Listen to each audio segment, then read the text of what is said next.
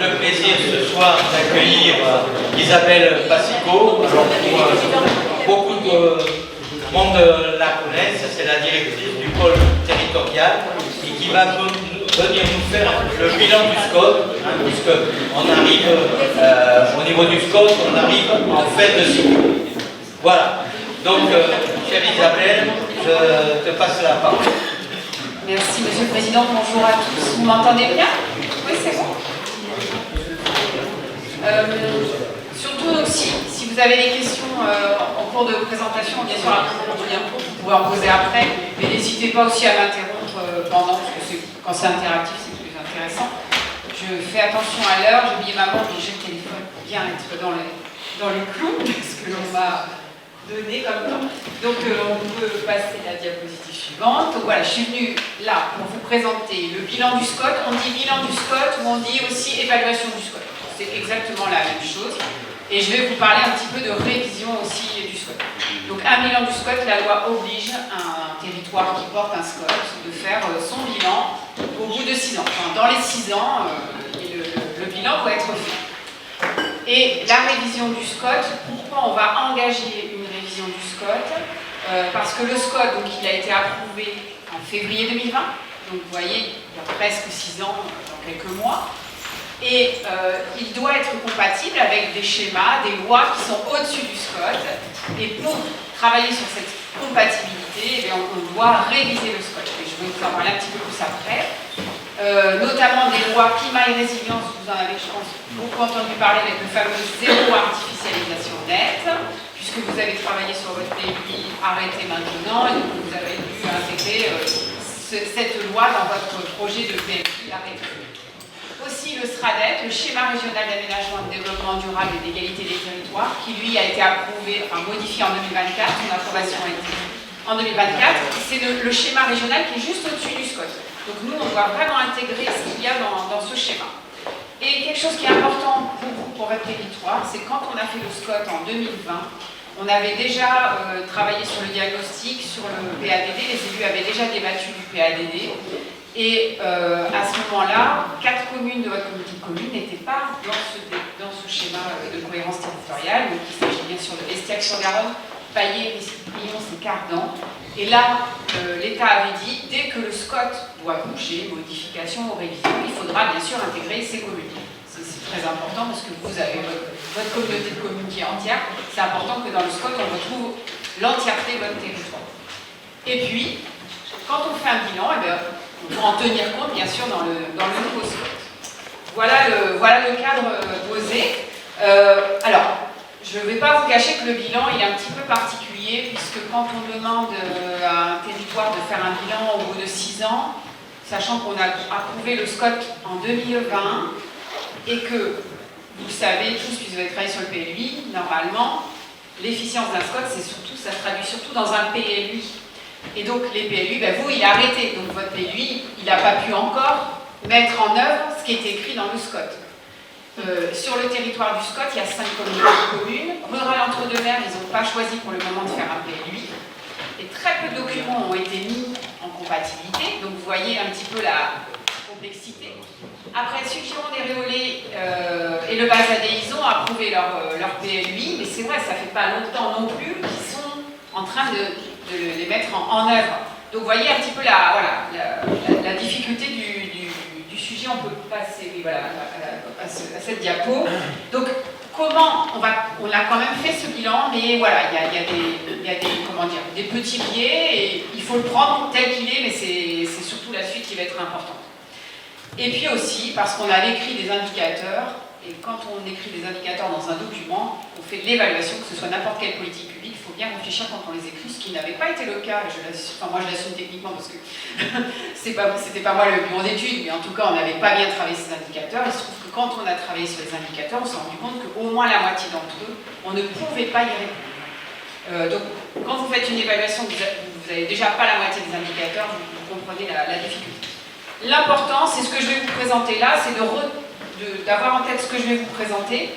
Et puis les questions de temporalité, tout ça, c'est pas très grave. On va continuer à avancer, on peut passer sur la diapositive suivante. On va continuer à avancer, je vais vous présenter vraiment les éléments très principaux, très généralistes de cette évaluation. Alors sur le calendrier, vous dire que vous savez, certains d'entre vous sont membres de la commission SCOT, la commission urbanisme du pôle territorial, et travaillent vraiment très régulièrement à ce document, et certains d'entre vous ont travaillé depuis le début sur le SCOT.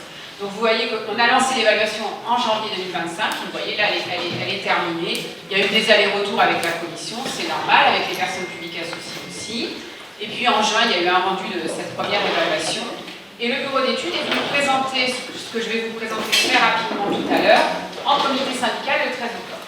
Et ce qu'il faut retenir là, c'est que donc le bilan a été présenté aux élus du comité syndical, et le 15 décembre, au comité syndical, il y aura ce bilan qui fera partie de la délibération de prescription de la révision du SCOT, puisque quand vous révisez, vous devez acter le bilan, dire les objectifs poursuivis, qu'est-ce qu'on va poursuivre comme objectif dans le futur SCOT, est-ce qu'on veut encore accueillir beaucoup de population, quel type de logement, qu'est-ce qu'on veut préserver comme territoire. Donc voilà, ça c'est la grande étape, révision du SCOT le 15 décembre, délibération de prescription. Le comité syndical a fait le choix de travailler avec l'agence d'urbanisme en maître d'œuvre. Ce n'est pas un bureau d'études, c'est l'agence d'urbanisme Bordeaux-Aquitaine qui va travailler, qui est déjà en train de travailler. Et pour les nouveaux élus qui voudront bien travailler sur le SCOT en 2026 et qui seront élus, et bien écoutez, il y aura la présentation du nouveau diagnostic révisé du SCOT et des enjeux, et on continuera cette aventure d'élaboration de SCOT, enfin de révision de SCOT. Alors là maintenant je vais rentrer vraiment dans le focus sur qu'est-ce que c'est que les indicateurs du SCOT et qu'est-ce que ça donne. Donc on commence sur la démographie, l'habitat, c'est souvent ce qui vous intéresse le plus en termes de documents d'urbanisme. Donc vous voyez dans la petite encart vert, le petit encart vert sur la gauche, que l'objectif du SCOT c'était de dire à 2035, parce qu'un SCOT ça se projette à 15 ans, plus souvent à 15 ans ou à 20 ans, un PLU c'est plus PLUI 10 ans. Là ce qui avait été dit c'est plus 25 000 habitants à 2035. Donc à peu près 147 500 habitants en 2035. Vous voyez le chiffre 2016, parce qu'en fait quand tout ce travail a été fait, et bien sûr le SCOT il a été approuvé en février 2020, mais c'était des chiffres, le diagnostic c'était 2014, 2015, 2017, voilà. Donc c'est pour ça qu'on a ces chiffres qui sont un petit peu en décalage. Ça représentait 1113 habitants par an. Mais en fait, il n'y a pas eu 1113 habitants par an accueillis sur le territoire, actuellement, sur le rythme et jusqu'à 2022, il y a eu 450 habitants par an en moyenne. Alors voilà, le SCOT il était un peu ambitieux et c'est difficile de se projeter, de savoir combien de personnes on va accueillir. Pour de multiples raisons, voilà, c'est comme ça, il y avait une ambition démographique peut-être un peu trop ambitieuse justement, et la réalité c'est ça. Par contre, sur les logements, vous aviez donc, et vous connaissez l'exercice, quand on dit on va accueillir tant de population, on sait combien de logements ça fait à peu près. Sur les logements, vous aviez dit à peu près 717 logements par an, vous voyez c'est l'objectif qui est marqué sur le graphique. Et bien en fait, il y a eu 736 logements, ce qu'on appelle commencés, donc par an. Donc un peu plus de logements commencés que ce qui était prévu, mais le delta il n'est pas très important. Ce qui peut vous interpeller, c'est pourquoi, puisqu'on a reçu moins d'habitants, on a construit autant de logements. Alors, encore plus depuis 6 ans, il y a un phénomène, ce qu'on appelle donc, le desserrement démographique, la décohabitation, mais en fait les gens ils habitent de plus en plus seuls dans leur logement ou avec les séparations. On a besoin finalement parfois de 2 logements aussi grands qu'avant quand il y avait une famille ensemble dans un seul logement. Voilà, c'est en partie en gros cette explication. Voilà sur la question du logement et de l'habitat. On va passer ensuite alors à la question de l'armature urbaine et toujours de la démographie de l'habitat, parce que ça c'est important. Vous retrouvez derrière vous, alors je le dis parce que je sais que ça suit super bien derrière. Donc vous retrouvez sur l'écran la carte sur votre gauche donc, de l'armature urbaine. Vous avez eu aussi ce travail-là dans le PLUI de l'armature. Vous savez, nous on avait 4 niveaux, les pôles relais, les communes, les pôles de proximité, les communes rurales. Et ce qui faisait votre spécificité à vous, c'est que on avait estimé que sur votre territoire, il y avait 4 communes qui faisaient pôle parce que vous étiez Cadillac-Colinsac, mais aussi Bégueil et Séronce, de par leur logement, services, emploi, services, par exemple la gare de Séronce, enfin, voilà, tout ça, ça avait été établi de cette manière-là. Et ce qu'on avait constaté dans le SCOT au moment du diagnostic, c'est qu'en fait, la moitié de la population du SCOT habitait, même 51% de la population du SCOT habitait dans les communes rurales et les pôles de proximité. Et l'idée, c'est de dire, non, il faudrait maintenant, on va accueillir la population, il faut accueillir cette population plutôt dans les pôles et les pôles relais, parce que c'est là où il y a les services, les emplois, pour limiter les déplacements. Alors, ça c'est un vœu pieux, parce qu'on sait que c'est pas forcément évident, puisque vous avez tous des contraintes, soit les risques d'inondation, soit des départementales qui traversent vos bourgs et qui font que les logements ne sont pas forcément habitables. Enfin, vous connaissez bien votre territoire, je ne vais pas vous le raconter. En tout cas, voilà, l'idée c'était ça. Et vous voyez que, en fait, sur le graphique, là, avec l'histogramme, les couleurs correspondent justement, l'espèce de violet, là, c'est les pôles, bleu-bleu, c'est les pôles relais, pôles de proximité, puis le vert clair, c'est les communes rurales. Et vous voyez les petits traits en pointillés, mais en fait, les petits traits en pointillés, c'était les objectifs du SCOT. Ce qu'il faut retenir, c'est qu'en fait, on n'a pas réussi à contrebalancer, mais parce que, voilà, chez vous, notamment le PLUI n'est pas encore fini, on n'a pas réussi à contrebalancer et à faire accueillir plus d'habitants dans les communes qui ont plus de services, plus de logements, plus d'emplois. On verra dans quelques années si l'objectif est atteint. La diapo suivante est un peu moins intéressante, mais c'est juste pour vous montrer aussi, en nombre de logements, ce que ça représente au fil des années entre 2016 et 2023, réparti, vous voyez, la colonne verte, c'est le nombre de logements qui se sont construits. En fait, c'est un peu la traduction de ce que je vous ai dit là. Le nombre de logements qui se sont construits, donc le SCOT, c'est la totalité de ces logements, et après, vous avez la répartition de ce qui s'est construit par polarité, voilà, par armature. Et puis, vous voyez un peu l'évolution en fonction du... Vous voyez, par exemple, en 2021, on avait encore 163 logements qui sont construits dans les communes rurales. Alors, je ne dis pas qu'il ne faut pas que les communes rurales ne construisent pas de logements et soient verrouillées et ne vivent plus, c'est pas ce que je veux dire. Mais par rapport à cet objectif de recentrer, c'est un travail de longue haleine, on va dire. Alors, justement, sur la question du logement et sur la question du réinvestissement des logements, parce qu'on parle de logement commencé, ça peut être un logement qui a été réhabilité, qui est remis sur le marché. C'est pas seulement un logement construit. Vous avez l'habitude de travailler sur la question de vacances. Dans le SCOT, on avait travaillé sur les données INSEE, mais les données INSEE font que la vacance, vous voyez, on était en 2016 à 6022 logements vacants sur ce territoire, on serait passé à 5997. Ils sont très controversés, ces données-là, parce qu'elles ne sont pas précises, et si on commence à faire un travail fin par commune, on se rend compte qu'on ne correspond pas, que c'est trop surestimé, mais ça donne quand même une idée, une tendance de cette vacance et de cette lutte contre la vacance. Vous voyez qu'en 2016, il y avait 6022 logements, vous êtes la colonne rose, pour ceux qui ne voient pas bien, je ne sais pas si c'est très visible, la colonne gens, vous êtes en rose, oui, ça donne le rose. Voilà. Donc voilà, vous voyez, vous étiez à 1379 en 2016, et en fait là, par rapport à l'INSEE, vos logements vacants ont augmenté à 1483 en 2022. Bon, vous avez aussi commencé depuis des OPA, certes, Cadia avait fait une OPA, mais à l'échelle de la politique commune, vous travaillez sur ce sujet. Bon, si on passe à la diapo suivante, elle est un peu plus intéressante parce qu'elle prend des données qui sont un peu plus près de la réalité, qui s'appellent les données LOVAC, et qu'on n'avait pas au moment où on a fait le SCOT. Et là, vous voyez, alors vous avez que 2021, 2023, 2025, mais vous regardez la différence. Tout à l'heure, je vous ai dit, en 2022, on était à 6 000 logements vacants. Quand on prend ces données, on est à 3 fois moins. Donc vous voyez vraiment la différence de ces informations. Par contre, vous êtes toujours en rose là sur ces colonnes. Alors on voit que entre 2021 et 2023, vous voyez, vous passez de 579 logements vacants à 549. Donc là, c'est bien, vous aviez remis sur le marché 30 logements. Et puis en 2025, ça a remonté. Voilà. Alors, dans le SCOT, il y avait une prescription qui disait, pour votre communauté de communes, entre 2020 et 2035, vous devez remettre sur le marché 152 logements. Vous voyez, ça faisait en gros 10 logements par an pour votre communauté de communes. Voilà, comme objectif. Quand on dit on évalue, et bien voilà, on regarde ce qu'on a mis comme prescription, ça s'appelle une prescription dans le SCOT, et ce qu'on arrive à faire.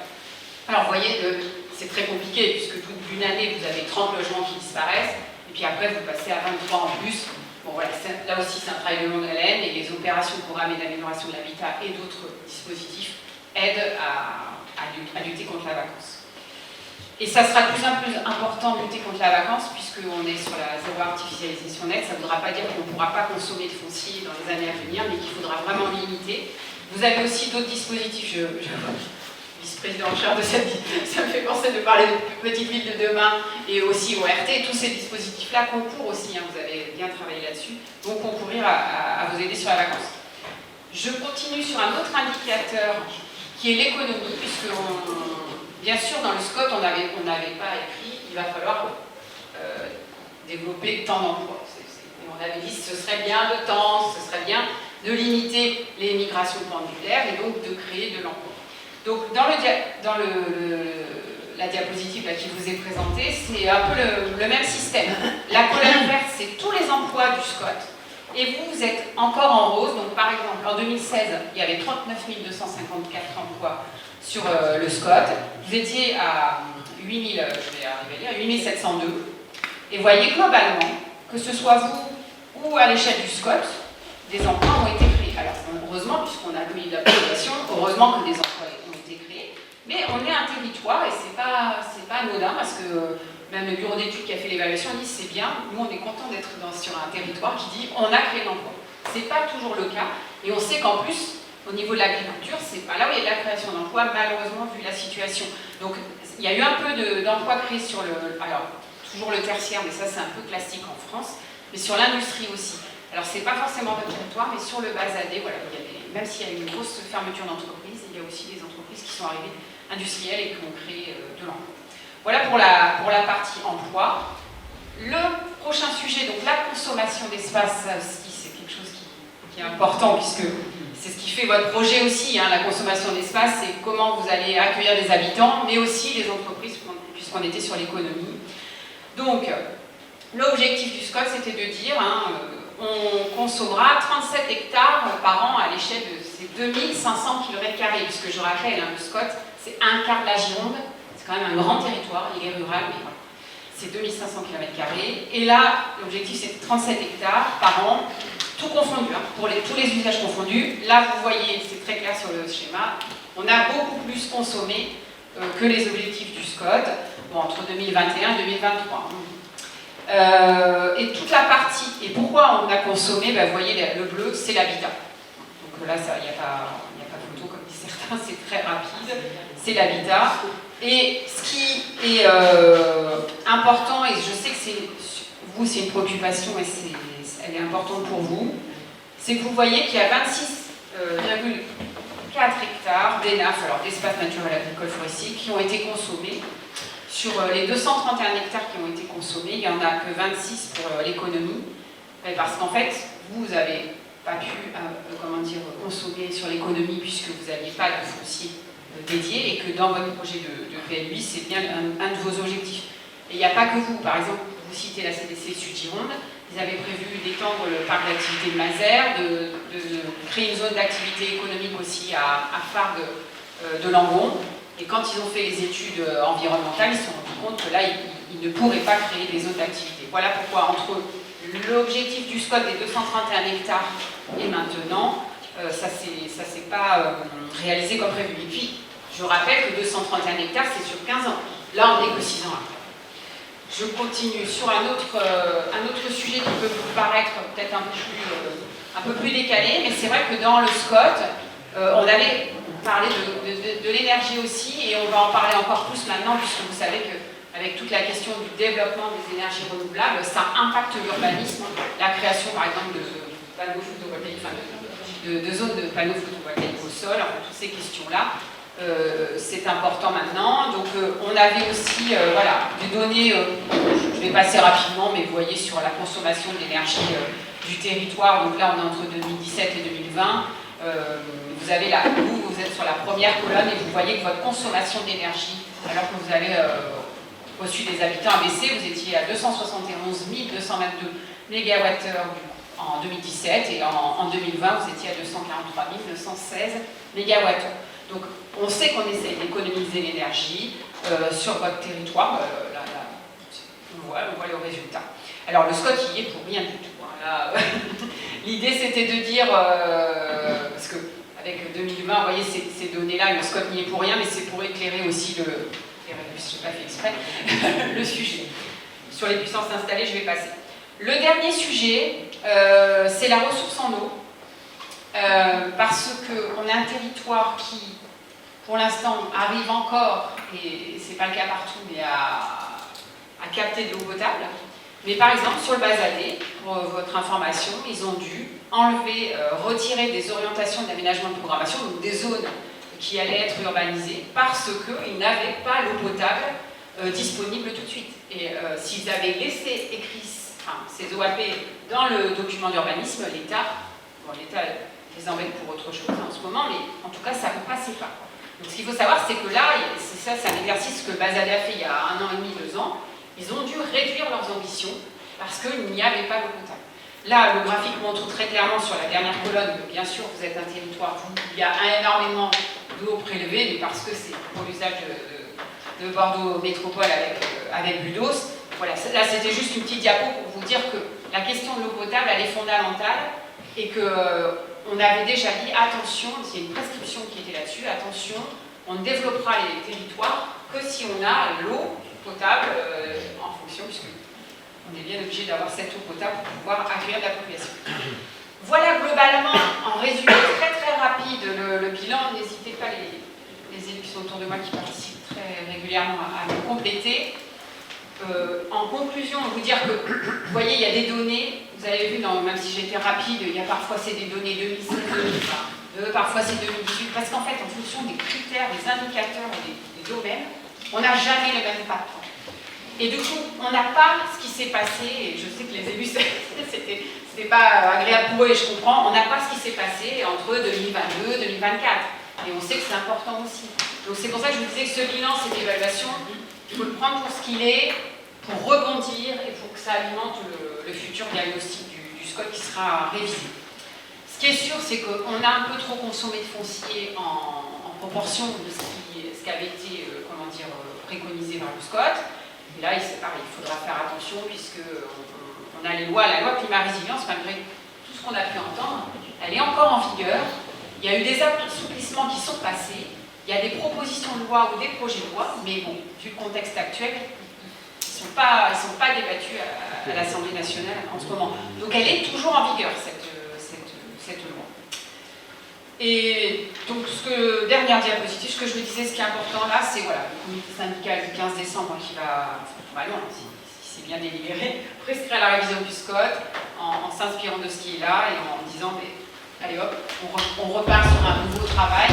Et ce que vous avez fait, vous, dans vos communautés de communes, en travaillant sur vos PLUI, c'est déjà une révision. Enfin, moi, je finis sur une note positive parce qu'un territoire de 5 communautés de communes qui fait 4 PLUI, mais vous savez qu'il y a des territoires qui sont proches de la métropole, qui n'ont pas voulu travailler ensemble et faire un PLUI.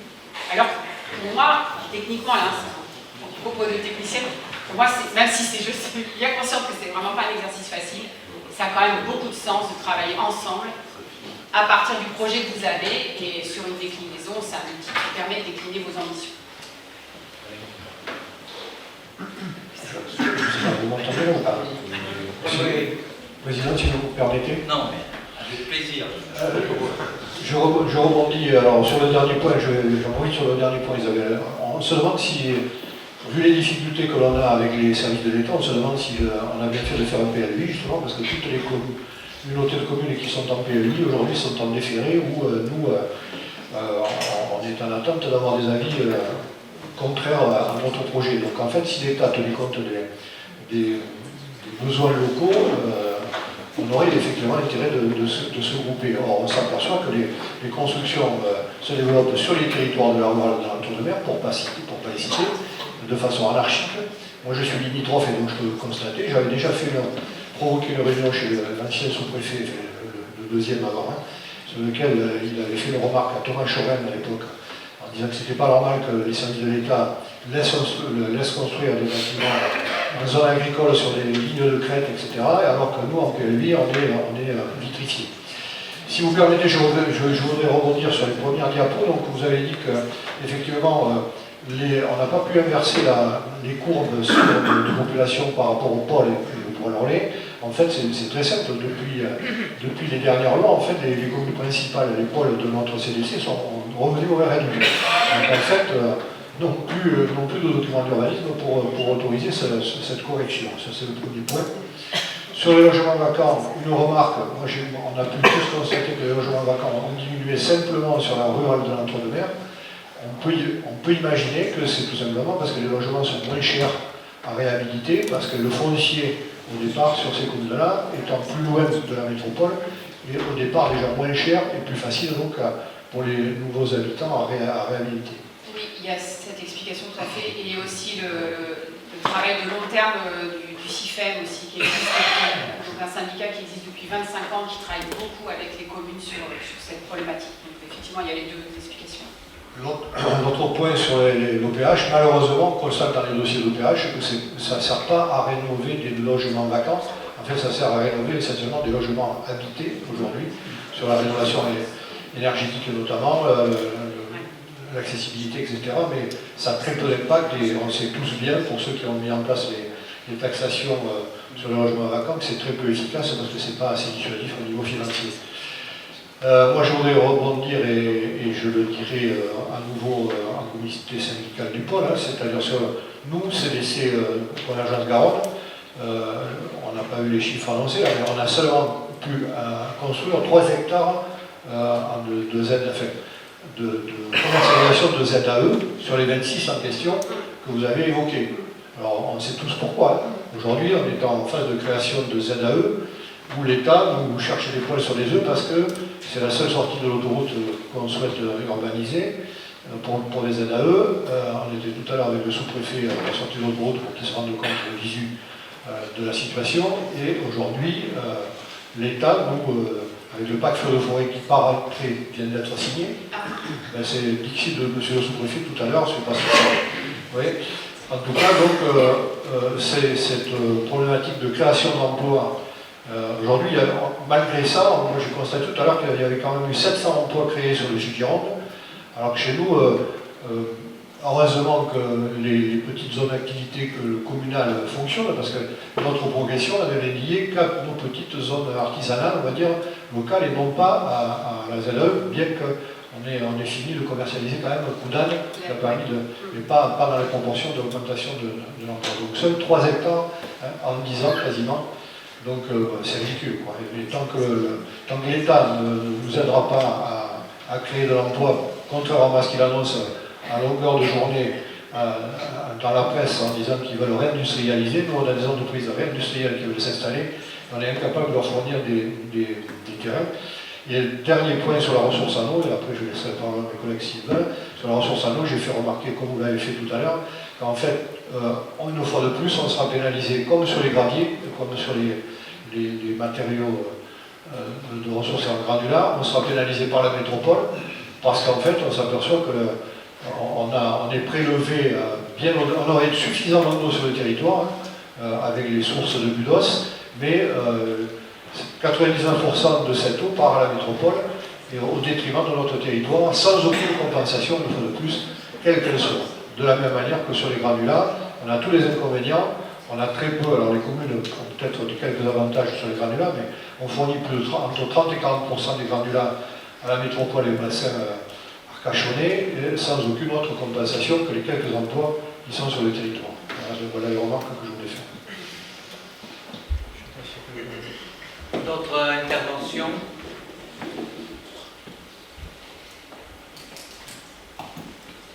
Bon. Merci à tous. Merci beaucoup Isabelle. Et juste pour rebondir par rapport, et c'est vrai qu'on souhaite avoir, on l'a dit plusieurs fois au niveau du préfet, que si bien évidemment on ne nous aide pas à faire les aides à eux, c'est une question, alors ça paraît un peu excessif de évidemment sur le plan économique.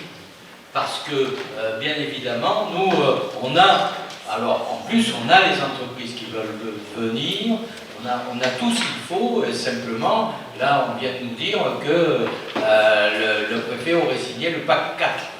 Voilà. Bon, mais je peux vous dire, chers collègues, qu'on est décidé, en tout cas au niveau du bureau, on est décidé à se battre, y compris s'il faut aller en oui, Vincent.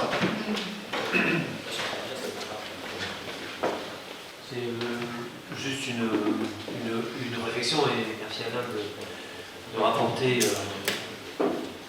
au sein de notre instance cette situation qui est une situation difficile. Simplement, le Réolais a connu une difficulté il y a quelques mois avec le ZRR, le zonage. Une mobilisation collective a eu lieu.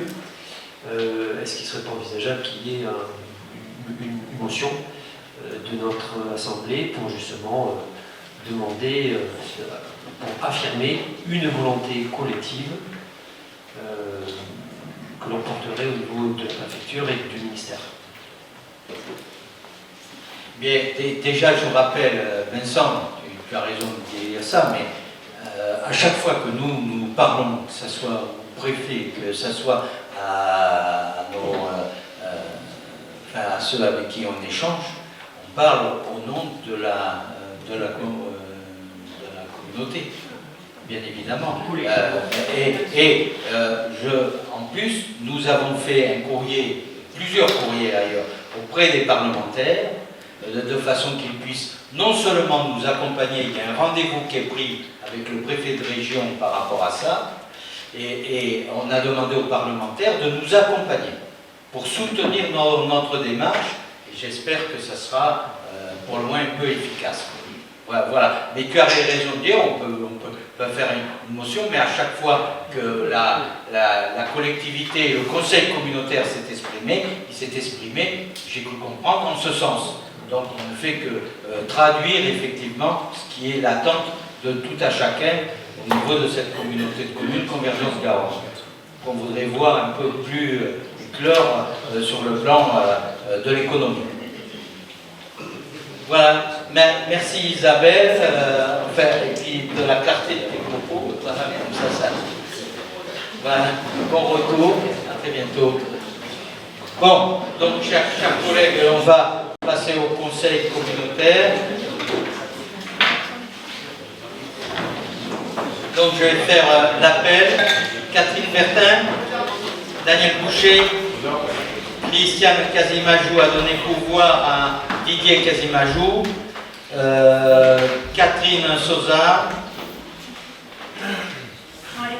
elle n'est pas là. Dominique Clavier, Bernard Danet a donné pouvoir à Sabatier Querel, François Dora, Jean-Marc Dupuis,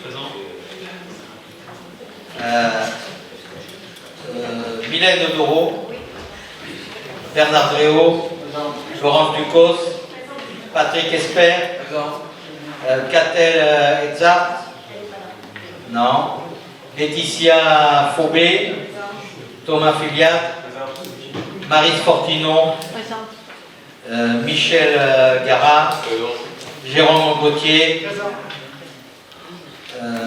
Alain Giroir, Vincent Joanneau, Pierre Laïto, Michel Latapi, voilà, Corinne Loland,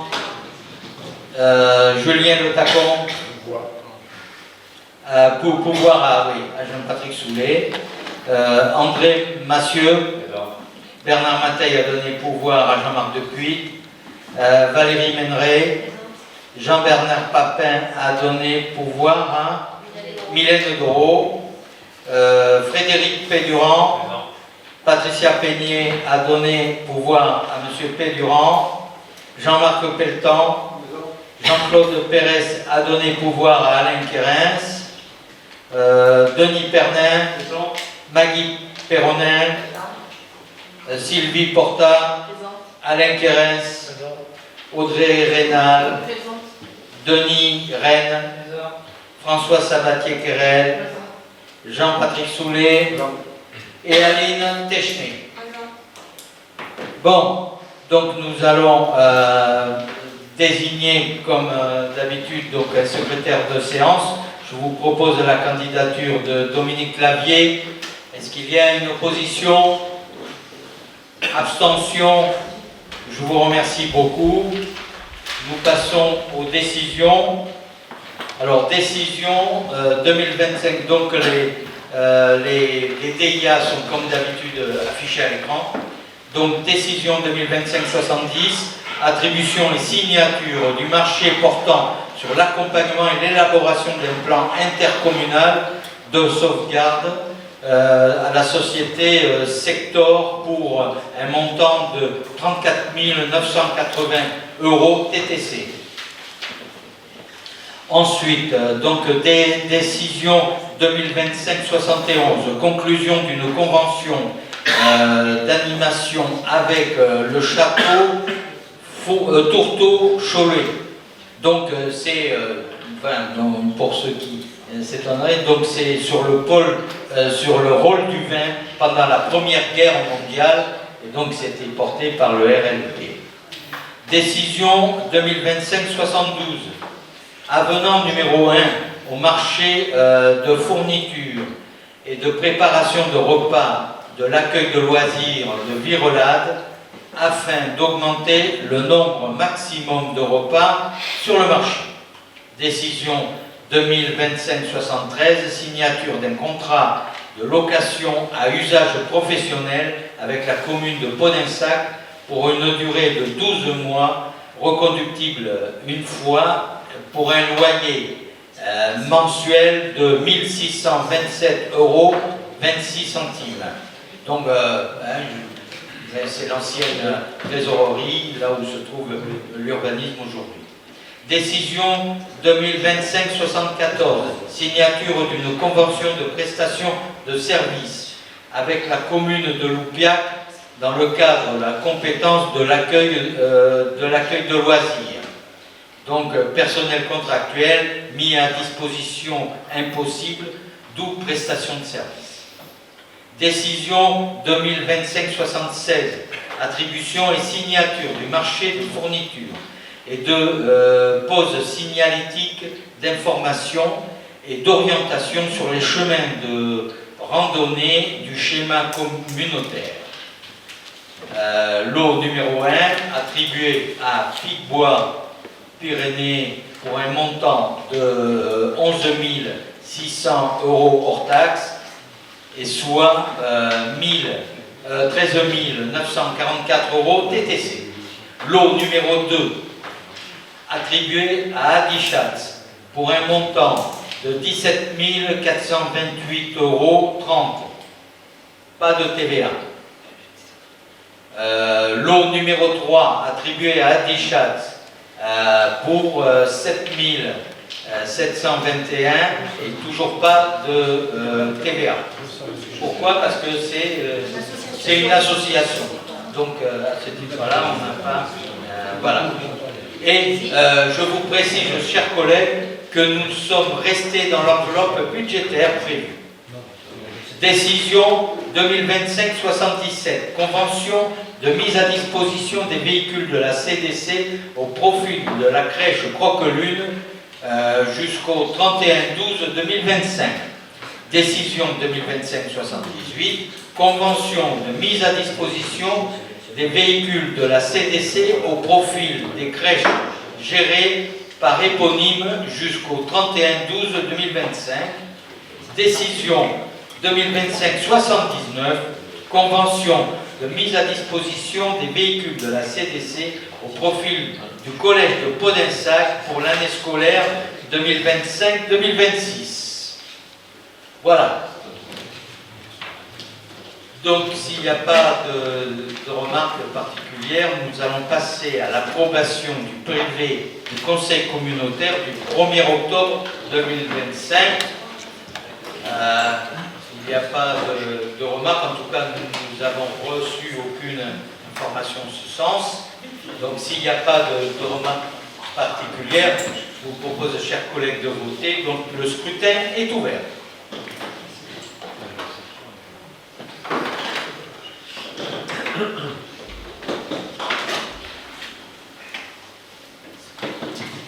Le scrutin est clos. Approbation à l'unanimité, je vous remercie beaucoup. Délibération, première délibération, développement économique, adhésion et partenariat, France Active Nouvelle-Aquitaine, je donne la parole à notre collègue Dominique Clavier. Merci Président, bonsoir à toutes et à tous. Donc c'est le renouvellement d'une convention qu'on a signée d'ailleurs initialement en 2019 et qu'on reconduit chaque année. Et on la reconduit parce qu'elle est intéressante pour notre territoire. Donc France Active Nouvelle-Aquitaine, c'est une association qui aide les entreprises, notamment les TPE et les entreprises qui travaillent sur le secteur de l'économie sociale et solidaire.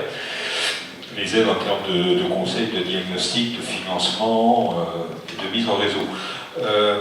Alors, c'est dans le cadre de la délibération, mais je vous le relis, c'est intéressant. En 2024, sur le territoire de Convergence Garonne, c'est 6 porteurs de projets qui ont été accompagnés par la structure, avec 3 entreprises qui, ayant un apport cumulé de 14 000 euros, on peut bénéficier d'une garantie de prêt de 115 895 euros sur les 178 300 qu'ils avaient sollicités.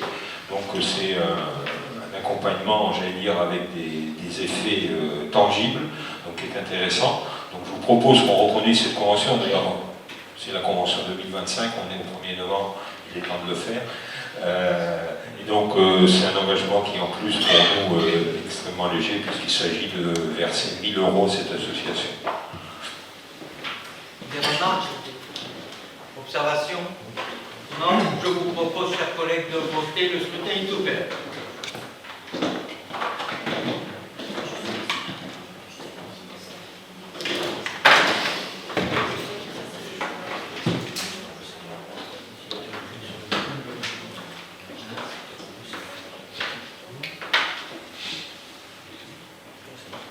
Le scrutin est clos. À l'unanimité, je vous remercie beaucoup. Donc, deuxième délibération, développement économique, attribution d'une subvention au club des entrepreneurs des deux rives. Et toujours la parole à Dominique Clavier. Bien, je ne vais pas vous présenter le club des entrepreneurs des deux rives, c'est, j'allais dire, un partenaire avec qui on a des échanges réguliers et qui nous permet d'avoir des contacts avec le monde économique et le monde de l'entreprise en général. Donc c'est extrêmement intéressant d'être en proximité avec eux. Donc on leur a versé effectivement au titre de leurs actions une subvention de 1500 euros, ce qu'on a fait également depuis plusieurs années. Donc je vous propose de la reconduire pour 2025.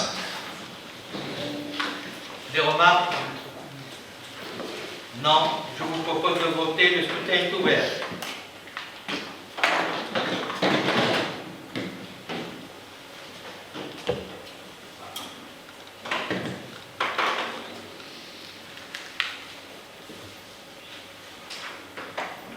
Le scrutin est clos.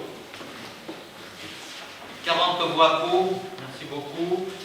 Donc, troisième délibération, développement économique, renouvellement des dates, adhésion et partenariat initiative Gironde. Dominique. Donc là aussi, c'est une convention qui est en place depuis 2019, qu'on a reconduit régulièrement. Donc c'est une association qui a effectivement pour but d'aider les entreprises. Alors là aussi, de manière très concrète, sur le territoire de Convergence Garonne, c'est 18 porteurs de projets qui ont été aidés cette année, qui sont installés sur 10 communes du territoire, qui ont obtenu 3 prêts d'honneur. C'est intéressant, c'est pour un montant global de 20 500 euros, qui leur permet de lever des prêts auprès des banques, puisqu'ils ont une garantie. Et ils ont pu lever 410 000 euros grâce à ce relais. Donc je vous propose de renouveler la convention et d'attribuer une subvention de 2 000 euros, qui est effectivement là aussi la même que celle de l'an passé. Juste une remarque sur cette association, on peut questionner quand même, parce qu'ils souhaiteraient nous remonter très largement le montant de la subvention. On a refusé de le faire cette année parce que cette demande est arrivée au mois d'octobre, donc on leur a dit qu'il y avait très longtemps que mon budget était ficelé, vous me pardonnerez l'expression. On sera amené à discuter avec eux parce qu'ils parlaient de 4 000 euros, donc ça me donnait quand même. Il faudra qu'on voit avec ces deux associations, d'ailleurs, s'il y a des chevauchements, il faut garder. Donc on aura un œil précis là-dessus. Pour début 2026, on va leur donner rendez-vous pour examiner avec eux comment on peut continuer cette collaboration qui ne demeure pas moins efficace. Merci beaucoup. Est-ce qu'il y a des remarques ou observations? Non? Donc je vous propose de voter. Le scrutin est ouvert.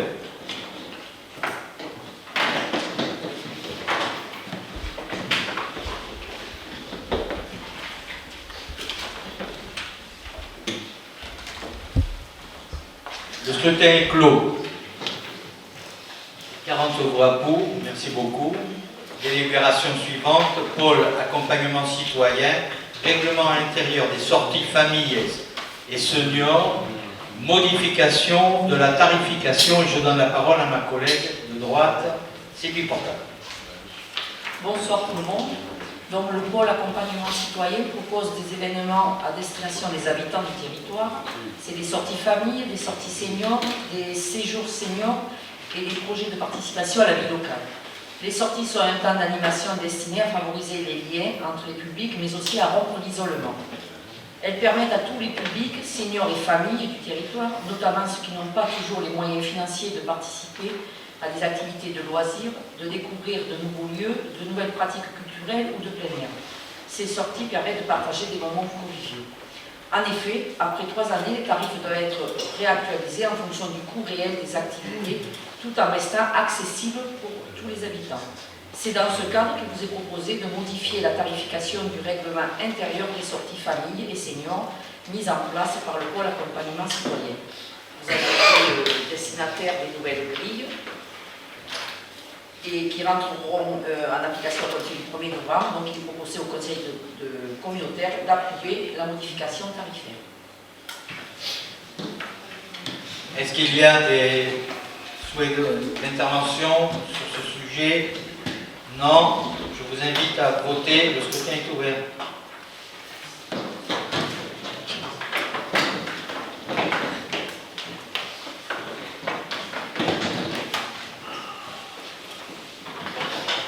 Le scrutin est clos.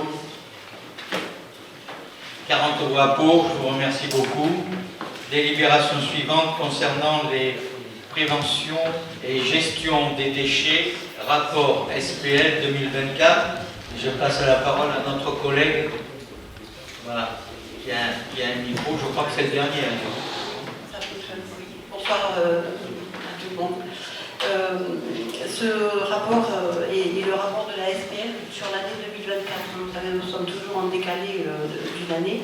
Donc, en tant qu'actionnaire de la SPL, nous étions sur 2024 encore actionnaires indépendants, puisque en 2025, nous sommes plus, nous avons cédé nos parts au CEMOCTOM.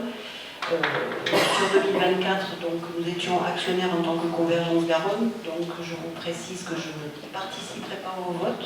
On va juste me rappeler à la touche. Alors, vous pouvez prendre part au vote sur... Non. Ah oui, parce que vous avez Je suis actionnaire. Ça sera la 4. Oui. Mais je ne l'ai pas modifié. Il faudra modifier sur... Je n'ai pas voté sur cette délibération. Non, pas les délégués. Que les personnes qui... il me semble que c'est que les personnes qui sont au conseil d'administration. Donc nous étions donc 7 en plus de nous, actionnaires, le SMICVAL, le CEMOCTOM, le SICTOM Sud-Gironde, la communauté de communes médulienne, le SMICOTOM et la communauté de communes du Médoc-Estuaire. Donc de façon à ce que chaque actionnaire ait le même niveau d'information, le rapport analogue est fait par la SPL et doit vous être transmis, document que vous avez donc reçu en pièces jointes. Pas beaucoup de modifications sur 2024. Ce centre de tri donc, a été mis en place en 2024 avec son inauguration qui a été faite sur le mois de décembre 2024. Tout se passe bien au niveau de ce centre de tri, les tonnages sont corrects et bons. La seule chose que l'on peut constater, nous, sur notre communauté de communes, c'était notre niveau de refus de tri, qui était encore important en 2024. Le service prévention y a travaillé, nous y avons travaillé aussi avec le CEMOCTOM, c'est en train de baisser. Il faut rappeler que plus notre tri est incorrect, plus il coûte cher en tonnage. Là, nous avons un prix qui est unifié sur toutes les communautés, sur tous les actionnaires du coup, de la SPL, et nous avons un prix stabilisé sur toutes les années, le contrat, sur la durée du contrat. Nous sommes à 241 € la tonne, ce qui est un prix qui est à peu près dans la moyenne inférieure, on va dire, de tous les autres centres de tri en comparaison. on est un peu plus bas et nous avons diminué en étant actionnaire sur ce centre de tri de pratiquement 100 € le prix de la tonne tri. Voilà, donc il n'y a pas vraiment de choses à rajouter, si ce n'est qu'en tant qu'actionnaire, nous assistons à tous les conseils d'administration, enfin vous avez pu le voir, hein, il y a différentes réunions qui se font toute l'année, en présentiel, en particulier, je suis toujours en présentiel. Voilà, sur ces différentes réunions. Et sur 2025, donc fin 2024, il y a la modification des statuts, donc pour intégrer Convergence Garonne. Et ensuite, nous avons, nous en 2025, donc nous ne sommes plus actionnaires et nous avons cédé nos parts. Le 6 octobre a racheté les parts de Convergence Garonne au niveau de la SPL. Donc il n'y a plus que 6 actionnaires, que nous ne le sommes plus, et j'ai intégré de nouveau pour la communauté, en tant que représentante de notre territoire, j'ai intégré le conseil d'administration, où nous avons donc 4 sièges maintenant, j'ai intégré le conseil d'administration avec le CEMOCTOM. Voilà. Donc je vous ai demandé je pense que vous en avez pris connaissance du document qui a été joint et d'approuver la présentation du rapport de la SPL pour l'année 2024. Est-ce qu'il y a des demandes d'intervention? Non. Chers collègues, je vous invite à voter. Le scrutin est ouvert.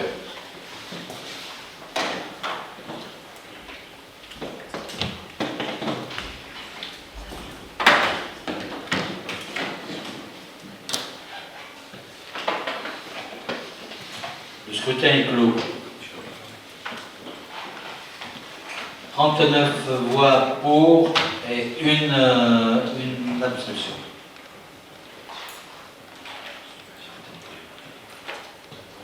L'abstention, c'est... Ah, d'accord. Donc c'est pour ça. Donc elle part. C'est pas une abstention, elle participe. D'accord. Ok, bon, ben, c'est réglé. Donc, toujours dans le cadre de la prévention et gestion des déchets, rapport sur le prix de la qualité du service, exercice 2024, et la parole est toujours à Mylène Taureau. Bien, alors là, c'est pareil, vous avez reçu le rapport, et en particulier, ce rapport, c'est un travail aussi de longue haleine, et je voudrais en profiter pour remercier David qui y a travaillé. Il faut dire que comme notre personnel a été transféré au CEMOCTOM, le temps que notre transfert de compétences, du coup ce rapport qui a été fait par une personne du service, voilà, il est revenu à David de faire ce rapport cette année, qui est un rapport de longue haleine, vous l'avez reçu. Je ne vais pas vous le redétailler puisque ce sont les explications de tout ce que nous faisions sur notre territoire en 2024. Pas beaucoup de choses à vous rapporter là-dessus, si ce n'est que sur 2024, nous avons toujours été aussi sur la réduction des déchets avec la semaine européenne de réduction des déchets, qu'il a été mis le tri des biodéchets avec une distribution de composteurs, de boussons, ce qui a permis aussi de diminuer nos poubelles noires en poids d'OMR. Il y a eu des travaux d'effectuer sur la déchetterie de Virlade de façon à ce que nous ayons un peu plus de reprise de matière à se faire payer, en fin de compte, par des repreneurs. Différentes reprises, il n'y avait pas assez de place, donc une plateforme a été créée de façon à avoir un peu plus de possibilités d'avoir de reprise. Il y a eu l'étude sur le transfert de compétences, donc voilà, nous sommes sur le transfert de compétences a été effectué sur l'année 2025 avec le CEMOCTOM. Si vous avez des questions par rapport à ce rapport que j'ai, je peux vous dire que nous avons baissé en tonnage d'OMR et que c'est à peu près équivalent sur tous les territoires. Nous baissons aussi en tonnage de verre et on n'arrive pas à s'expliquer pourquoi. On essaie de voir un petit peu la raison. Il y a moins de consommation, est-ce que ça vient de certains qui reprennent des consignes. Donc le tonnage de verre est un petit peu en baisse. Pour le reste, il y a les biodéchets donc, de mis en place. Le nombre de composteurs sur notre territoire que nous avons distribué est à peu près à pas tout à fait 1100 composteurs. Il y a toujours eu des animations avec pas mal d'élèves sensibilisés dans les écoles, des personnes accompagnées sur des ateliers de compostage. Donc voilà, vous avez eu ce rapport. Si vous avez des questions ou des interrogations, je ne vais pas vous passer en détail. On peut en discuter. Voilà, je reste à votre écoute pour toute interrogation. Et donc, il vous a demandé ce soir d'approuver, de dire qu'on vous a présenté ce rapport, et vous aurez vous en charge ensuite de le faire auprès de vos communes et de le laisser à disposition de vos administrés dans vos mairies, voilà, de le présenter à vos conseils municipaux et de le laisser à disposition de vos administrés. Voilà. Des questions? Oui, Vincent?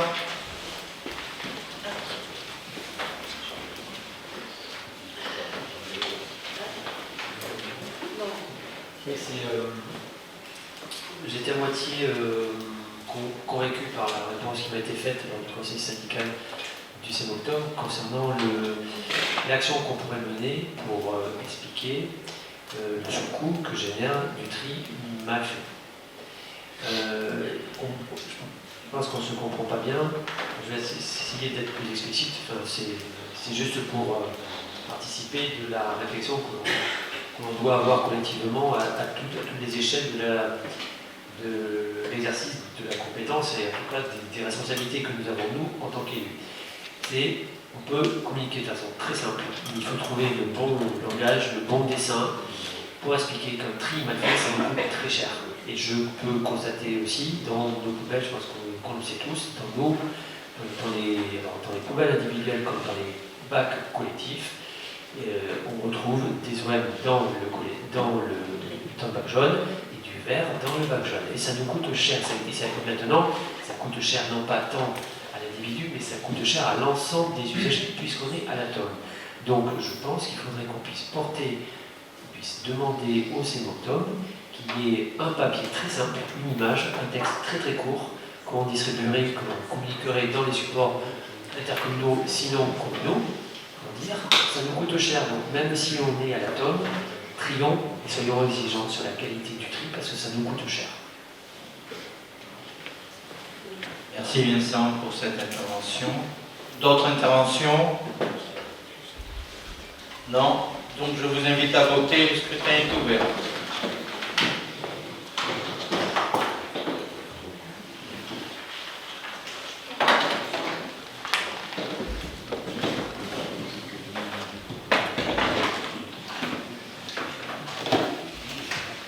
Le scrutin est clos. 40 voix pour, je vous remercie beaucoup. 7e délibération concerne l'urbanisme. Projet de création de périmètres délimités des abords sur les communes de Barsac, Landiras, Lestiac-sur-Garonne, Loupiac, Paillé, Podensac, Saint-Michel-de-Rieuffray et Virolade. Et je donne la parole à notre collègue Alain Clément. Merci Monsieur le Président, bonsoir à toutes et tous. Donc effectivement, la loi relative à la liberté de création et à l'architecture et au patrimoine dite LCAP, qui a été promulguée en 2016, donc, a modifié la définition donc, de la gestion des abords des monuments historiques. Désormais, donc, elle s'appelle périmètre délimité des abords, c'est-à-dire PDA en abrégé, et dans ce périmètre, l'autorisation peut être refusée ou assortie de prescription lorsque des travaux sont susceptibles de porter atteinte à la conservation. Ce qui change en fait, c'est que la vie des bâtiments de France n'est plus régie par le principe de la covisibilité comme précédemment, mais elle s'applique sur la totalité des travaux dans un nouveau périmètre qui a été défini par l'ABF et transmis par monsieur le préfet le 3 septembre 2025, donc à la CDC et à chacune des communes qui l'a visé et donc qui lui a transmis sa réponse. Donc désormais, lorsque le projet de périmètre délimité des abords est instruit concomitamment à l'élaboration et à la révision d'un document d'urbanisme, comme nous, le PLUI, l'autorité compétente en matière de PLU doit diligenter une enquête publique unique portant à la fois sur le projet du document d'uranie, donc ça veut dire sur le PLU, et sur le projet de périmètre délimité des abords. C'est-à-dire qu'en fait, on ne fera qu'une seule enquête publique qui portera à la fois sur le périmètre délimité des abords de ces communes-là et sur le PLUI pour économiser en fait de l'argent et du temps. Est-ce que j'ai été clair par rapport à ça? Voilà. Lors de l'enquête publique du PLUI, il y aura également l'enquête sur les périmètres délimités des abords, sur les communes donc, que je vais citer.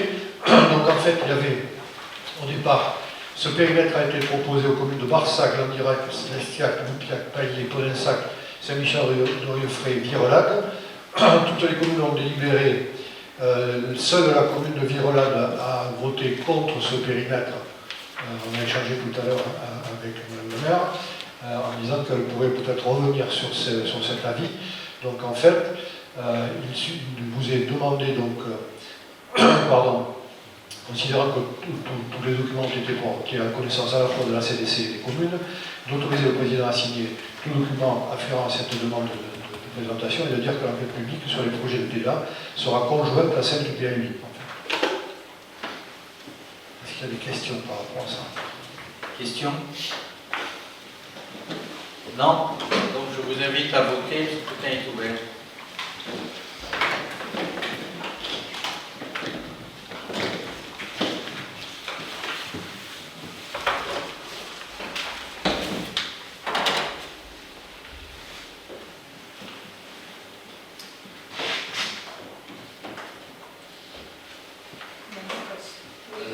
Oui, Laurence. Ouais. Allez. Plus fort sur la... Voilà. Le scrutin est clos. Bon, avec 40 voix pour, je vous remercie beaucoup. Donc la délibération suivante concerne l'aménagement du territoire. Avenant numéro 1 à la Convention d'opération programmée d'amélioration de l'habitat, renouvellement urbain d'opérations de restauration immobilière et intégration des prestations MAR. Et je redonne la parole à notre collègue Alain Casse. Merci Monsieur le Président. Donc, vous savez qu'on a signé, donc on a approuvé une convention de financement européen Henri en date du 29 novembre 2023. Or, depuis le 1er janvier 2024, en fait, il y a de nouvelles prestations d'accompagnement dans le cadre de ma prime rénov parcours accompagné qui sont venues se rajouter et qui sont obligatoires. Il s'agit donc de la réalisation d'évaluation énergétique ou d'audit énergétique, d'objectifs spécifiques de traitement de la précarité énergétique et également de la prise en compte de la problématique énergétique dans l'aide apportée aux propriétaires pour la définition des travaux. Dans le cadre de la première convention, en fait, l'ANA n'avait pas intégré le coût de l'audit énergétique. Donc, en fait, n'avait pas prévu le coût de remboursement dans les premières subventions. Donc, pour pouvoir percevoir le nouveau taux de subvention de l'ANA, intégrant cet audit énergétique qui est obligatoire donc, dans le cadre de ma prime rénov parcours accompagné, c'est-à-dire mon accompagnateur rénov, ça s'appelle aussi. Donc il faut qu'on redélibère de manière à redéfinir la participation à la fois de l'ANA. Le conseil départemental s'étant désengagé, vu ses difficultés financières également, ça permet donc de recalibrer notre propre participation, tel que vous l'avez dans le tableau, dans le dernier tableau. Donc il y a une part variable que vous verrez dans le dernier tableau où il y a le total, qui représente 50% du coût total du contrat en fait, qu'on signe avec l'ANA. Et la part variable donc, correspond donc, au nombre de dossiers agréés qui ont été fixés, fois les montants que vous avez dans le petit encart de la page 16, qui représente donc 2000, enfin je ne vais pas vous les détailler, mais vous avez 2000 € par logement pour les propriétaires occupants, les propriétaires bailleurs très modestes, et ainsi de suite.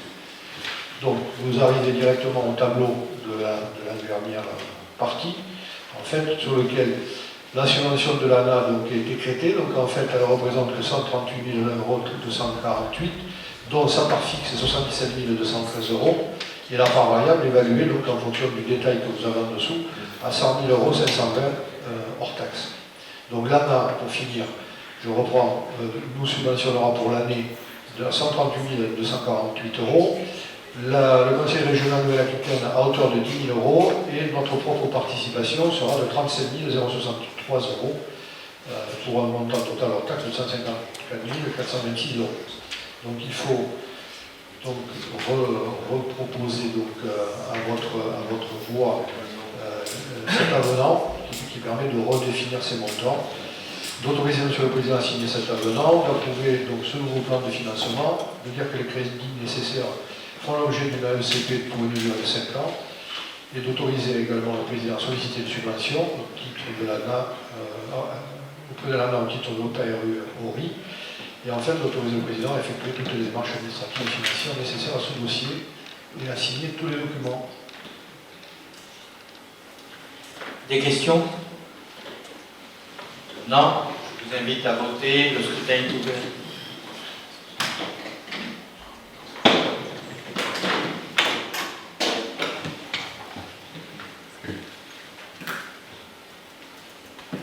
Le scrutin est clos.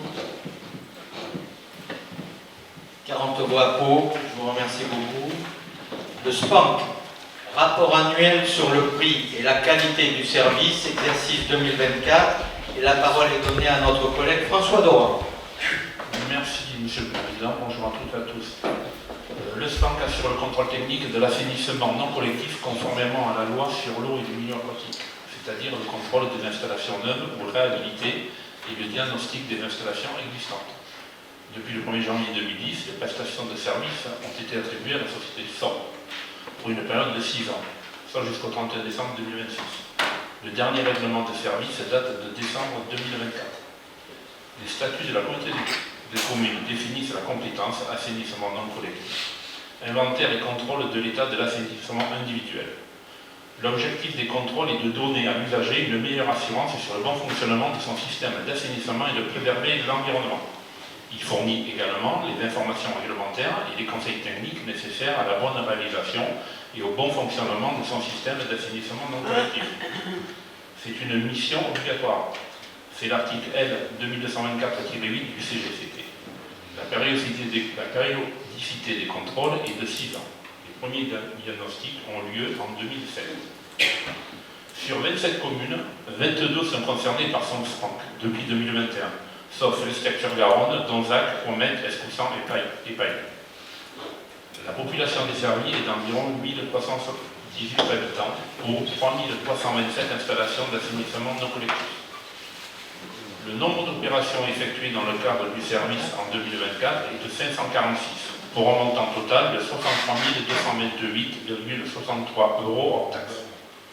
Le taux de conformité des dispositifs d'assainissement non collectif est de 87,8%. Au 1er janvier 2024, la valeur moyenne nationale était de 65,4%. Considérant la lecture faite du rapport établi pour l'année 2024 pour les communes concernées par le SPANC de la communauté des communes Convergence-Garonne, il est proposé au Conseil communautaire d'approuver le rapport annuel 2024 sur le prix et la qualité des services publics d'assainissement non collectif, de transmettre aux maires des communes membres concernés qui en feront rapport à leur conseil et de tenir ce rapport à disposition du public au siège de la communauté de communes et dans chaque commune concernée. Je finirai par remercier Dany pour le marquage entre guillemets à la culotte de la société SOR, ainsi que Charlotte et le service finance. Merci. Merci bien. Donc, est-ce qu'il y a des questions? Non? Donc, je vous invite à voter. Le scrutin est ouvert.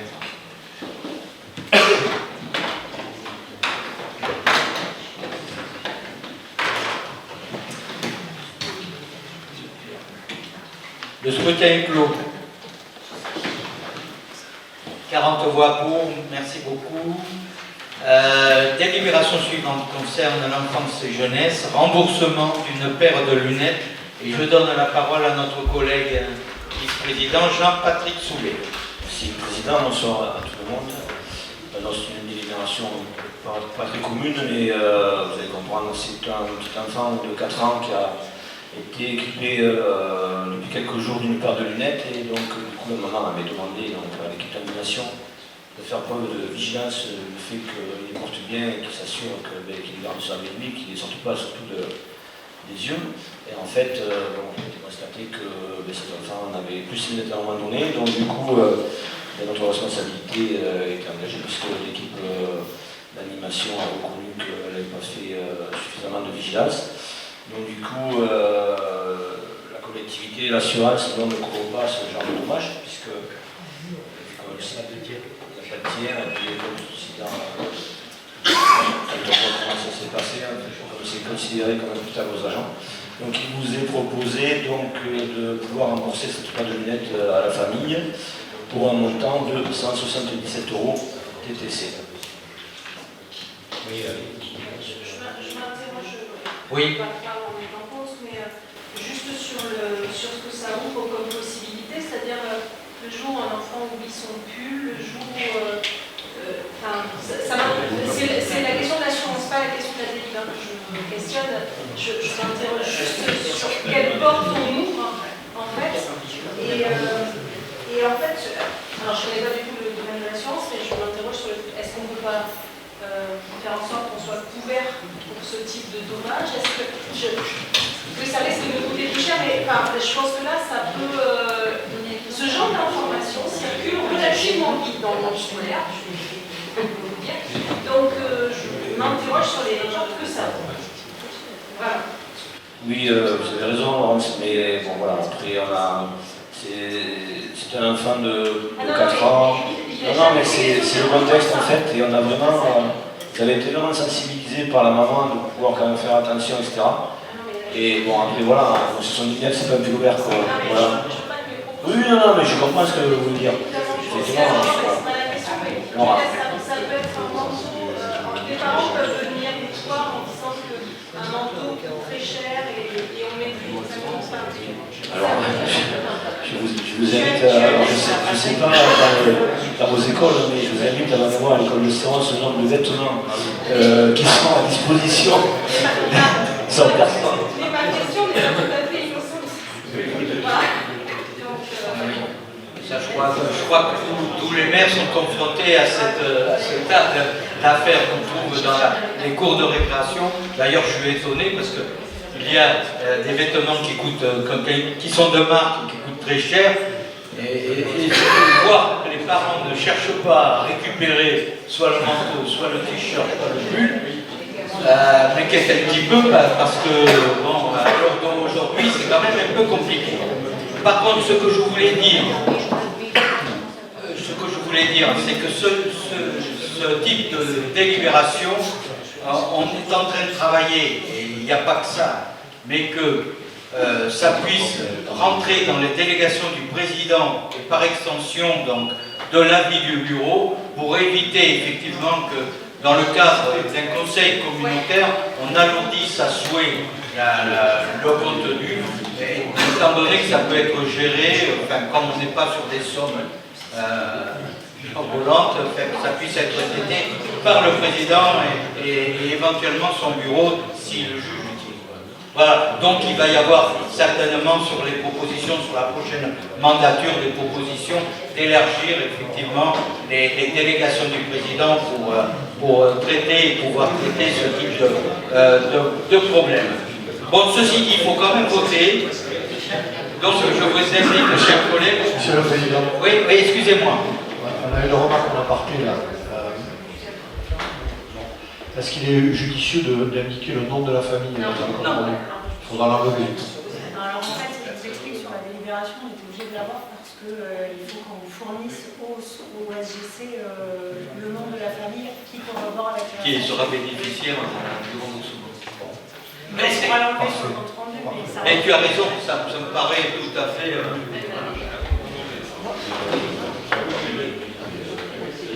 Par contre, c'est pour ça que d'ailleurs on n'a pas donné le nom en public, enfin vous l'avez vous, mais on ne l'a pas donné, sachant que il faut que chaque conseiller communautaire ait une certaine retenue et discrétion sur les noms des personnes qui sont concernées dans le cadre des délibérations.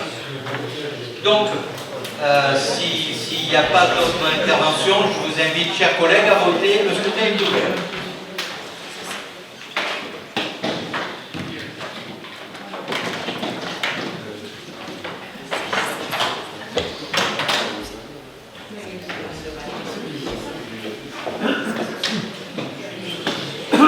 Le scrutin est clos. Donc, la paire de lunettes sera remboursée à l'unanimité. Donc, ça rentre par 42 personnes. Merci beaucoup. Délibération suivante, tourisme. Avenant numéro 1 à la convention constitutive d'un groupement de commandes pour le lancement d'un marché d'études d'identification d'un tracé par la création d'un itinéraire cyclable de Bordeaux à Langon. Et je donne la parole à notre collègue Thomas Filiat. Merci Président, bonsoir à tous. Donc effectivement c'est une délibération qu'on avait déjà prise en décembre 2023. Ce qu'on appelle, pour ceux qui suivent, il y a certains élus qui font partie de ce groupe de travail, schéma régional vélo route voie verte. Donc on a fait une convention parce que l'idée est effectivement de lancer un itinéraire cyclable entre Bordeaux et Langon. Vous aurez compris quand à Bordeaux il est cyclable, sur la piste, sur la voie, la rive droite aussi, la piste notamment la Péville, pour rejoindre après évidemment la piste sur Langon. Donc on avait lancé cette étude avec le cabinet Indigo. Le cabinet Indigo a effectivement travaillé sur 4 itinéraires possibles, que de la rive gauche, que de la rive droite, ou un alternat des deux. Et c'est ce qui a été privilégié. Mais est-ce qu'on passe en rive droite, rive gauche, ou en rive gauche, rive droite? C'était toute la question, et c'est pour ça que nous avons demandé un avenant. Alors il n'y a que nous qui l'avons demandé, donc effectivement Langon, le Sud-Gironde ne paiera pas cet avenant. Nous avons demandé pour regarder un peu plus spécifiquement les différents tracés possibles et qu'on rentre vraiment dans du détail. Donc c'est l'objet de l'avenant de ce soir. Qui est à hauteur de 9 000, je reprends, 9 000 € en taxe. Oui, l'avenant à la convention. Des questions? Non? Donc je vous invite, on peut y aller. Je vous invite à voter. Le scrutin est ouvert.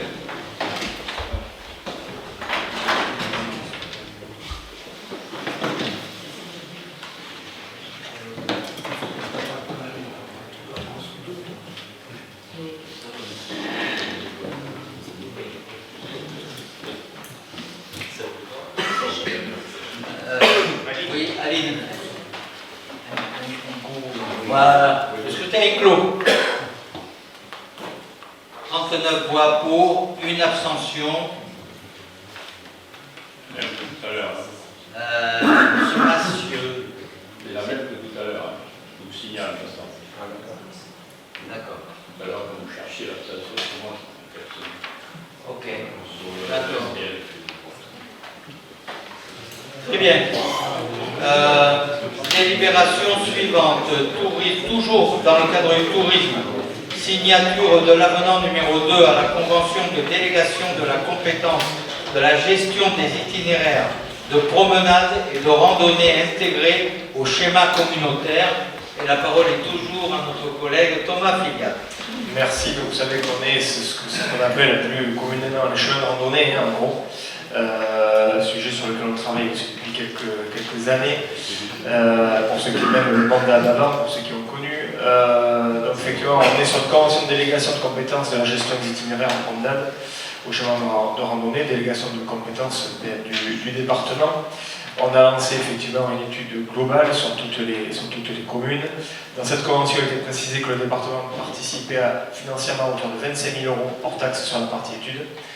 Un avenant numéro 1 a été conclu en janvier 2025 pour passer cette compensation financière à 45 000 €. Et un avenant numéro 2 que l'on passe du coup ce soir pour déterminer la compensation financière relative aux prestations de fourniture et de travaux d'aménagement qui n'avaient pas été définies dans la convention initiale. La convention initiale disait juste que, à la suite d'un avenant, la compensation financière relative aux prestations de fourniture et de travaux pour aménagement, il fallait donc la préciser. Donc la précision, on le précise ce soir, c'est donc estimé à 150 000 € hors taxe. Donc vous avez vu que le président en a parlé précédemment, qu'on a passé du coup un marché, donc les premiers travaux vont avoir lieu très rapidement, avant la fin de l'année, avec les boucles retenues en tout cas pour cette année. Donc je vous rappelle que sur les boucles, il fallait qu'on soit sécurisé au niveau, effectivement, avec si on passait sur des parties privées, donc tout ça c'est fait. Donc pour cette année de prévu, il y a une boucle 1 donc sur Rions. Alors elles sont, je vous les nomme comme ça par commune, mais elles seront nommées, on les nomme différemment pour ne pas les cibler par commune. Boucle 1 donc sur Rions, la boucle 3 sur Cadillac, la boucle 5 sur l'Estiac-Maillet, la boucle 8 entre Séron et Nansac, la boucle 9 sur Pujol-sur-Ciron, la boucle 11 sur Budos et la boucle 12 sur Landiras. C'est des boucles qui ne posaient pas de soucis et qui donc seront faites cette année, et il y en aura 5 autres l'année prochaine. Eh bien, des questions? Non. Donc je vous invite à voter. Le scrutin est ouvert.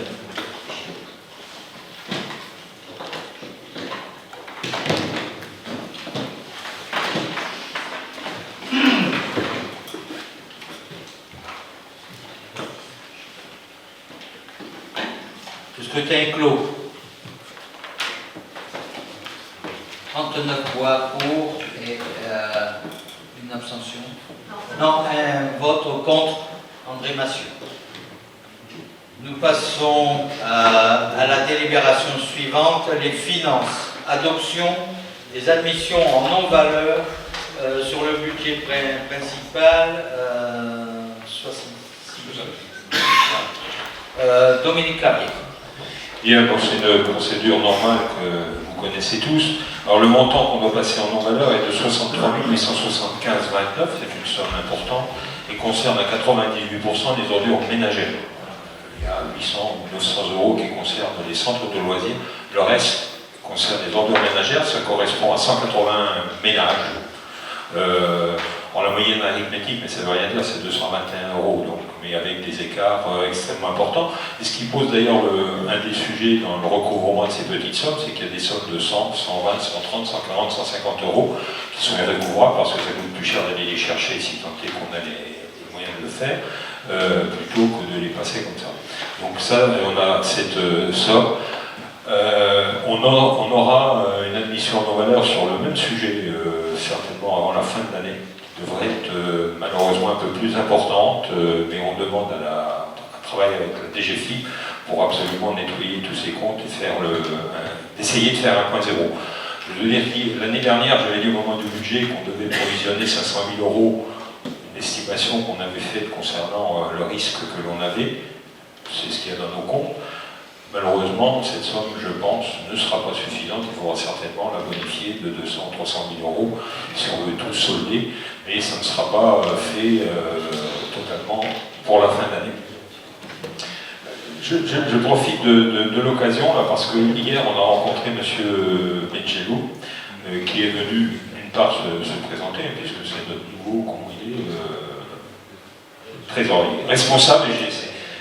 Qui est venu se présenter, et en même temps il nous a présenté avec la CDL ce qu'on appelle la synthèse de la qualité des comptes locaux. Je fais juste une parenthèse sur ce document. C'est un document de contrôle interne, quelque part, qui valide que nos comptes sont bien tenus. Je peux vous signifier qu'ils sont robustes. Il y a des marges de progrès, bien sûr, mais l'arrêté qu'ils nous ont présenté, c'était l'arrêté au 31/12/2024. Donc toute l'année de 2025, je félicite et je crois qu'on peut encourager Marie-Noëlle Claver sur le travail qui a été fait, le travail de fond, le travail de fourmi pour encore améliorer. Et je pense que, enfin c'est pas je pense, je suis sûr que la synthèse de la qualité des comptes locaux au 31/12/2025 sera excellente. Mais là, il y a de toute façon aujourd'hui aucun risque sur notre gestion, c'est de l'amélioration technique, c'est très comptable. Donc on a eu un échange assez intéressant et je voulais vous livrer la réflexion qu'il nous a fait. Je m'étonnais, je lui faisais part donc de notre problème de recouvrement des ordures ménagères qui a quand même beaucoup occupé cette rencontre, en disant écoutez, aujourd'hui on a encore 1 216 000 dehors Et rien que sur l'année 2024, on a 400 000, un peu plus de 400 000 euros. Retenez 400 000 euros. 2024, c'est pas loin. Hein. Donc, et là, pas mon étonnement, mais je veux dire un peu ma surprise, il a dit, mais oui, c'est quoi votre budget ordure ménagère? Ce qu'on a versé, enfin ce qu'on doit au octobre, c'est 3,6 millions ou 3,7 millions qui couvre la prestation de service du octobre pour ramasser des ordures ménagères. Il a dit, mais la moyenne des impayés dans le cadre de l'AREOM, ça se situe entre 10 et 20%. C'est ce qu'on constate, nous, toute France, service des GFI. Ce qui veut dire que si on applique ça à 3,6 millions, 12%, ça fait 430 000 euros qui sont pratiquement, techniquement annoncés en début d'année qu'on aura des impayés. Derrière, on va chasser, on va passer beaucoup de temps, beaucoup d'énergie, et on va laisser encore, on va en récupérer 100, 150 000. Ce qui veut dire que ce système, finalement, c'est l'information de l'AREOM, mais des GFIP, hein, je n'ai pas de commentaire à faire, mais ils ont des éléments statistiques et des constats qu'ils font, c'est 250 000 euros d'impayés linéaires tous les ans. Il faut le savoir, c'est pas. Et la raison est très simple, et il nous l'a dit, mais c'est celle qu'on avait constatée, c'est l'incapacité à avoir des fichiers fiables. Ce qu'on a constaté chez nous, parce qu'on ne va pas refaire l'histoire, c'est exactement ce qu'il nous a dit, sans qu'on ait évoqué, nous, on n'arrivait pas à voir les fichiers, il a dit, mais non, les seuls fichiers fiables, c'est le fichier de la taxe foncière. Voilà, je vous livre cette information. Voilà, mais il faut le savoir, c'est 250 000, entre 250 et 300 000 d'impayés. Donc c'est-à-dire qu'à un moment, on leur met dans le budget d'après et on fait monter la sauce pour ceux qui payent. Quoi. Bon, donc pour autant, dans un premier jet, il faut qu'on avale 63 000 euros. Fin d'année, on en aura une. On ne sait pas, on a demandé qui décide au maximum. On en aura une autre. Est-ce qu'il y a des questions sur le sujet? Non. Donc, je vous propose, chers collègues, de voter. Le scrutin est ouvert.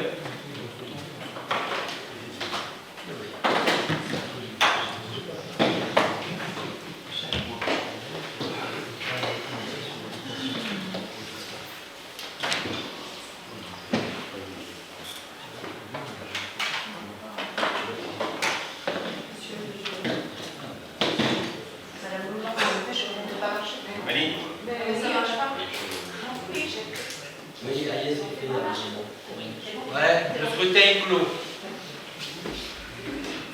38 voix pour, 2 contre. Donc, M. Pédurand et Mme Peigné.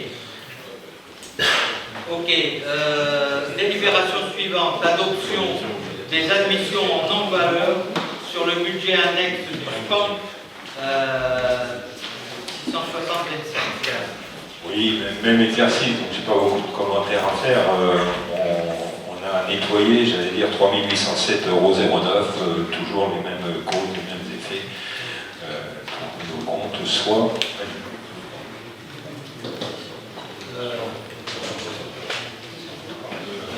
Pas de questions?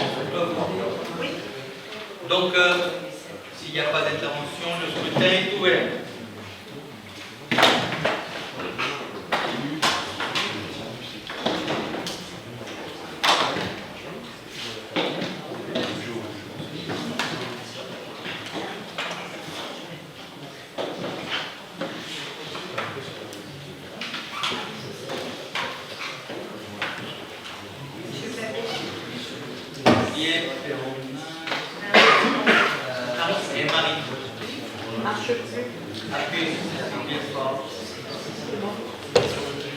Voilà, le scrutin est clos. En fin de soirée, je fatigue et vous les appels. Donc, de vote pour. Non, de vote contre, excusez-moi. M. Pédurand et Mme Peigné.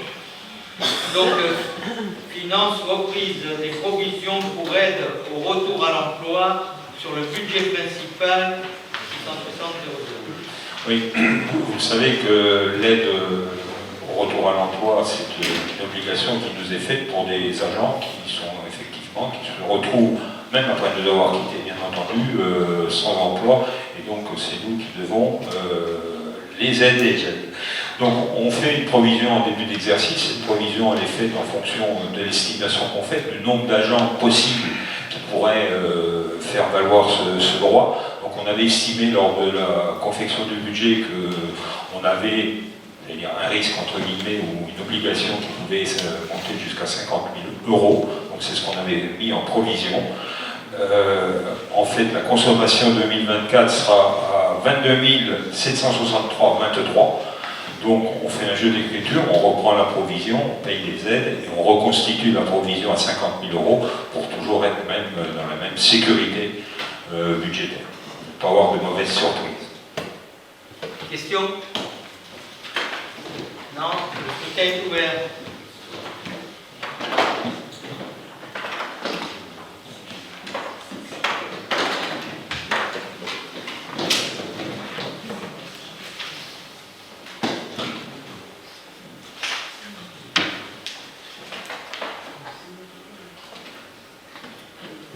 Scrutin clos. 40 voix pour. Merci. Donc, voilà, reprise toujours dans la finance, reprise de provision pour litige sur le budget principal 660,00. C'est un peu le même style, c'est-à-dire qu'on fait des provisions en fonction des risques qu'on estime, et dans le cadre précis. Dans le cadre présent, c'est des risques sur des litiges ou des contentieux. Aujourd'hui, donc, ces risques étaient constitués à hauteur de 45 000 €. Ils concernent trois sujets. Ces choses qui sont purgées, pour lesquelles on a effectivement eu gain de cause dans les 2 premiers dossiers. On a eu un petit paiement à faire dans le 3e dossier. Il n'en demeure pas moins qu'on a 45 000 € qui sont, j'allais dire, qui ont été surprovisionnés. On provisionne toujours de façon à avoir de mauvaises surprises. Donc on va les réintégrer dans le budget. Et il n'y a pas lieu de reconstituer une provision en la matière, puisque pour constituer des provisions, il faudrait qu'il y ait des litiges avérés et sur lesquels on puisse fournir des documents disant la provision est fondée, sinon c'est quelque part la dissimulation de résultats. Donc cette provision tombe à 0. Pas de litige en cours. Des questions? Non? Scrutin ouvert.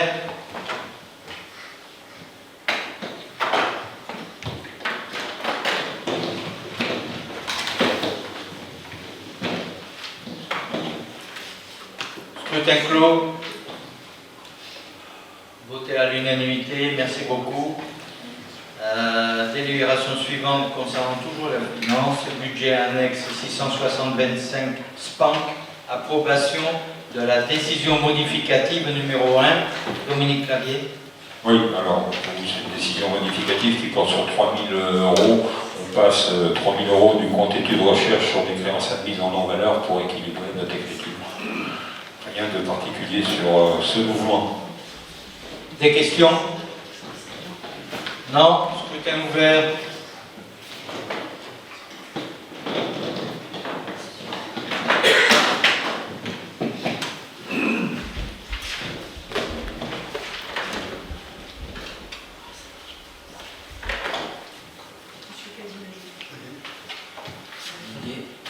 Scrutin clos. 40 voix à l'unanimité, je vous remercie beaucoup. La délibération suivante concerne le marché public avenant du marché 2025 M13, travaux extension de la crèche Croquelune à Céron sur les lots 5 et 7, travaux supplémentaires. Et je donne la parole à notre collègue Didier Casimajou. Merci Président, bonsoir à toutes et à tous. Donc, comme vous le savez, par délibération du 5 mars 2005, le Conseil communautaire a attribué les marchés de travaux de l'extension de la crèche Croquelune. Donc, il y a eu 9 lots dans ce marché pour un montant total de 268 730,44 €. Donc, il est nécessaire de conclure un avenant de travaux supplémentaires pour le lot 5, plâterie, isolation, faux plafond, mesure intérieure, agencement à la société Générale Bordelaise de construction pour un montant de 2 865,52 € hors taxe. Ces travaux, donc, ça concerne quoi? Ça concerne la modification des portes supplémentaires réalisées en coulissante à la demande de la PMI. Le deuxième avenant concerne donc l'entreprise du lot numéro 7, électricité courant fort, courant faible, à la société SEFCO, pour un montant de 2180,21 € hors taxe. Il s'agit également là d'un remplacement de la centrale incendie du bâtiment existant qui était obsolète. Donc il est donc proposé au Conseil communautaire d'approuver les conclusions d'un avenant pour les travaux supplémentaires du lot 5, comme je l'avais évoqué, et d'approuver les conclusions d'un avenant pour les travaux supplémentaires du lot 7, électricité courant fort et courant faible, la société SEFCO, et d'autoriser le président à signer les documents afférents à cette délibération. Des questions? Non? Donc le scrutin est ouvert.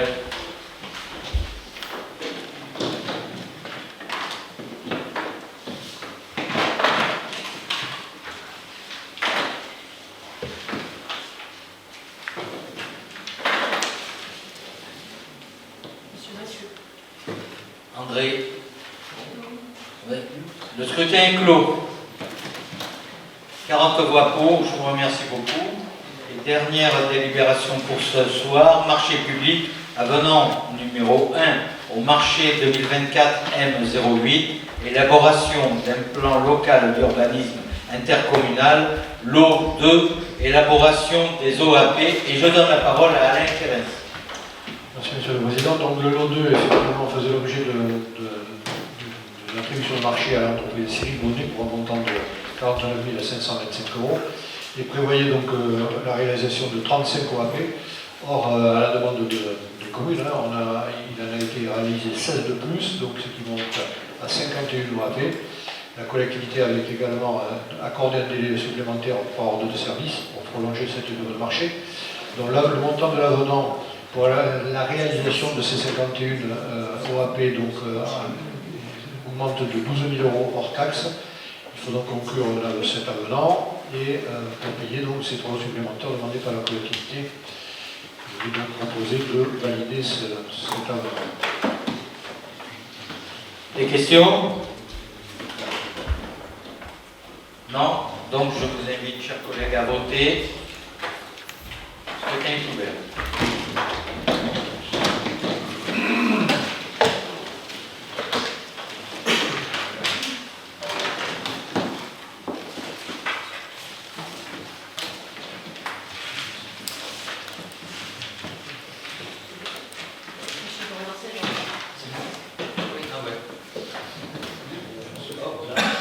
Voilà, c'est fait. Donc, scrutin clos, 39 voix pour et 1 contre. C'est M. Massieu André. Voilà. Donc, on a épuisé l'ordre du jour. Je vous rappelle, chers collègues, que le prochain conseil communautaire aura lieu le 26 novembre. Voilà. Et je vous souhaite à toutes et à tous une bonne soirée.